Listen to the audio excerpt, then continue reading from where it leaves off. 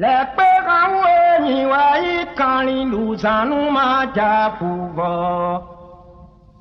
Otaku jadi do bera ikaton kakalo sodo na come.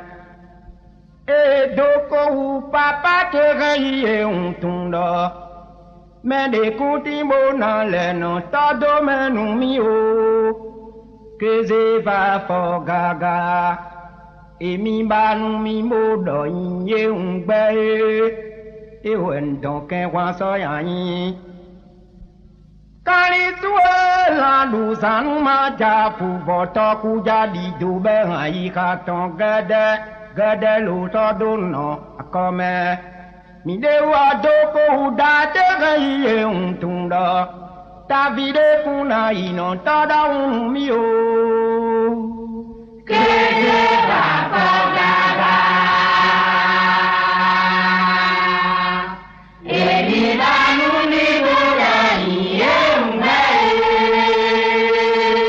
Ndoke wa soyai. Kali sudu sanu maja puvo.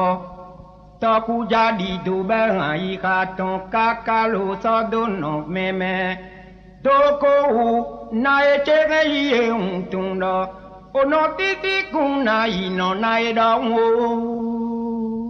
Keze bako gaga.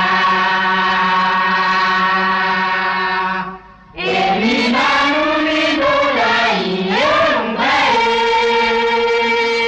Ndoke wa soyai. Moedo khane me undoa. Boira boko me choba tolu kudo bole me vivu. Keze va fo gaga. Emi banu mi modo inye ungbe. E wendon ken wa so yayin. Ale pe gan wa we keme unko tundo. Kuno uyo bonu ku mewi. Ndono ukenu boku kun. Sade kwe wa gaju ohu malenu kai. Do papa te iye iwe do awa ina. Ayi ka odona ko te timbo wike kawi. Abula vado montimbo so menu. Lo vado batono eme beleti. Nune la chato membuna remi pele. E mansieta sie non lo kwebo kambo iwenche kakakaido.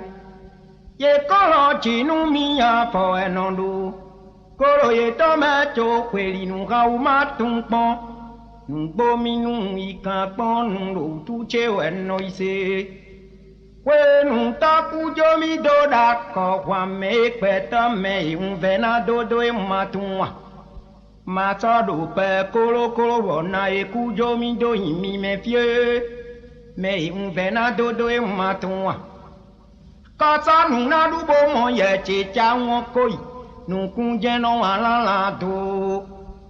Ki pupe gali pupe jakata meni mo ye chise do.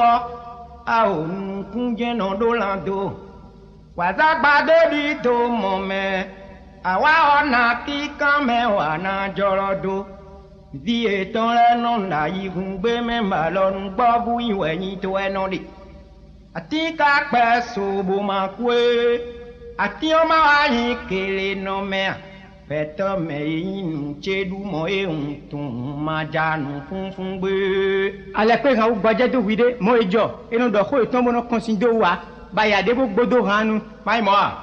Otavi akwe yonda sa kwelo le ye cho ijane. Mendo kwa machi mi be kwe yonda sa kwe le pe to cho ijene. O le ye cho bu no doji. Oyin we yala kwe ijane. O le ye cho me mamo me gba ko e da e ye no de bu no do. Oyin we yala kwe ne mi mamo loa. Tavia hui nyodo saku ole ye chai. Tavia hui nyodo saku ole ye chai. Tavia hui nyodo saku ole ye chai. Ole ye chai.